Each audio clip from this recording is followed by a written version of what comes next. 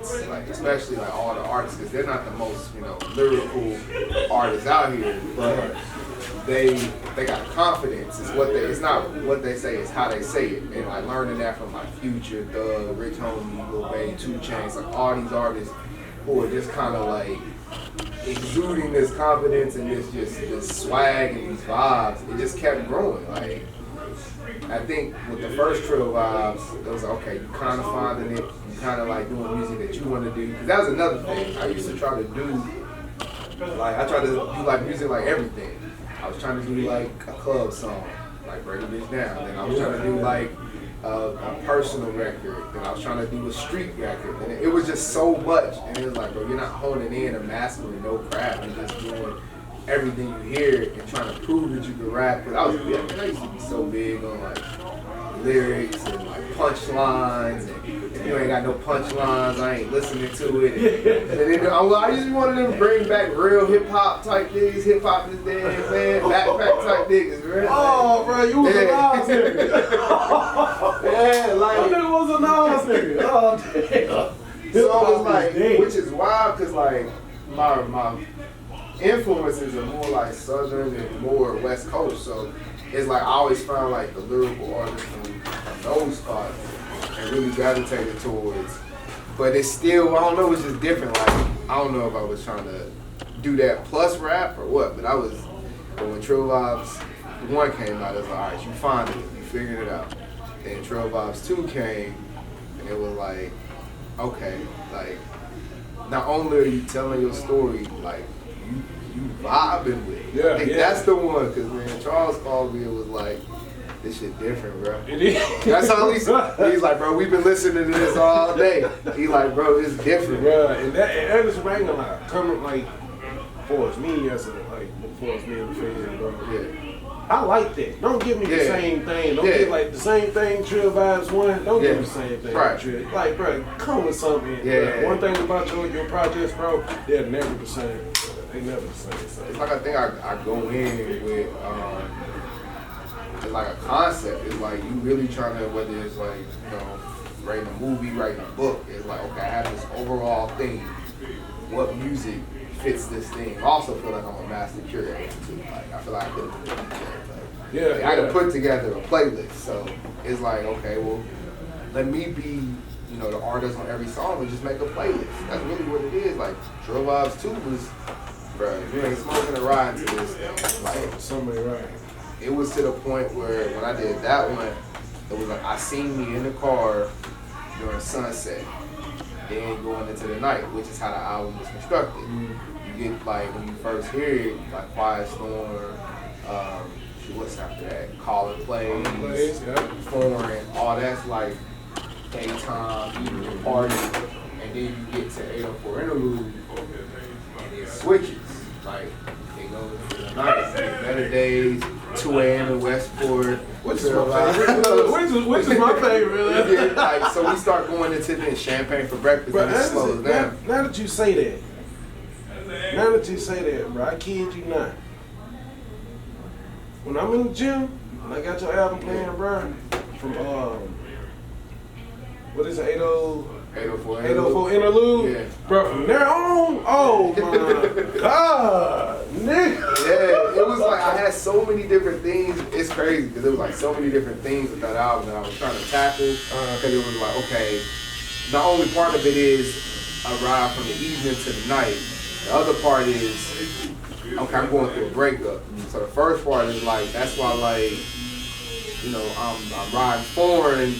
Is, you know, call all summer, ball all summer. How she got the nerve to try to cut, like, I'm just basically like, man, fuck you, like, I'm out here. And then it's just, you know, said she was independent, told her leave her ass alone. Then it gets to, you know, 804, and then it's like, oh yeah, you met somebody else. I'm done fucking with you. I done met somebody else. Yeah. And then it just strolled into, like, it's just so many different little things. Bruh. With each song. Now 2 a.m. in Westport makes so much sense now. That one, yeah. That's like, oh, okay, like I'm out here, like, damn, really trying to find myself because I ain't messing with this person. I'm like, damn, I ran into you.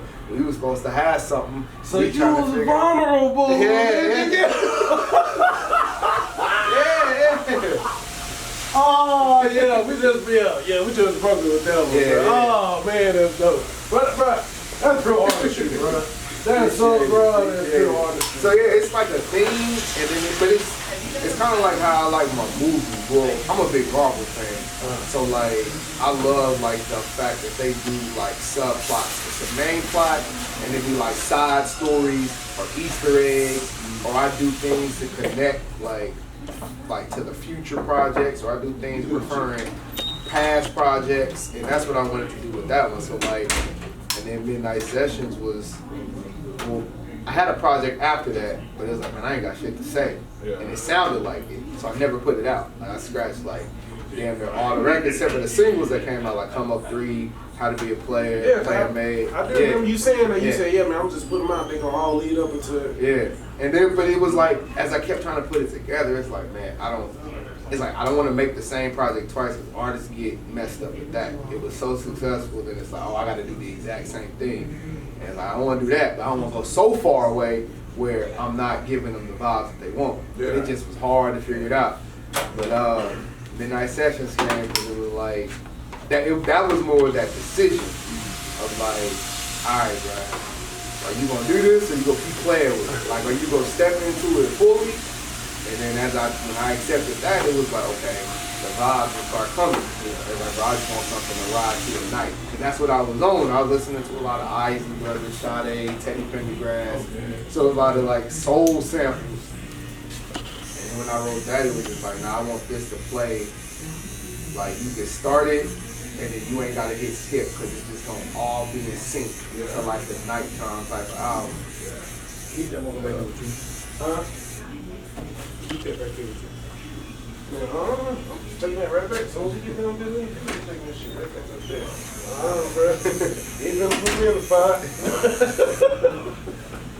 Because even that, like, and it's crazy with that one, not the best song, but one of the most popular songs out there almost didn't make it. Like, I almost didn't put Shawty and Midnight on the album. Why?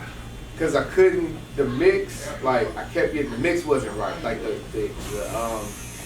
producer who had it, when I hit him up for it, it was more of a shout out to the producer, shout out to Dave Boy, man.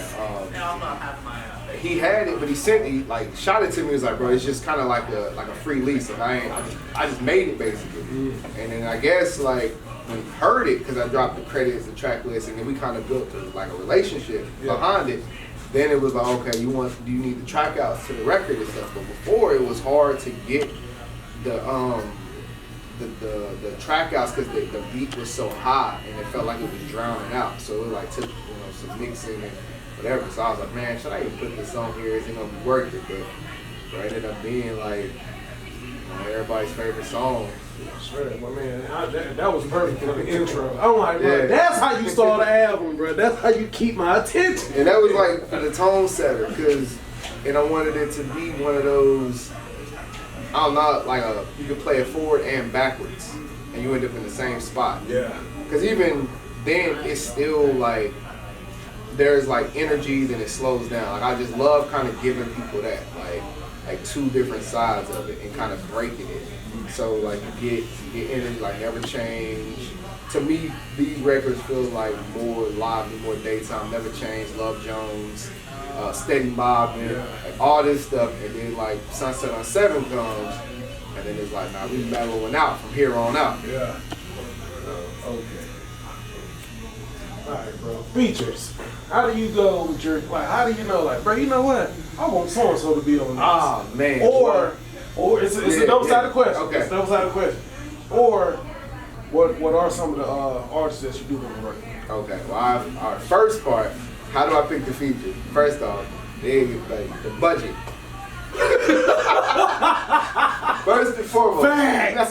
But I hear, like, and I mentioned this before, and like I think I've heard Kanye say it, and I kind of relate to it the same way. I hear artists as instruments. Mm-hmm. So sometimes it's like I need a particular voice or a sound. So like Love Jones with Airplane James, I always wanted to work with him because he's one of my favorite like independent artists that's coming up. So it was like, and when I heard the record, I was like, nah, he'll sound perfect on it.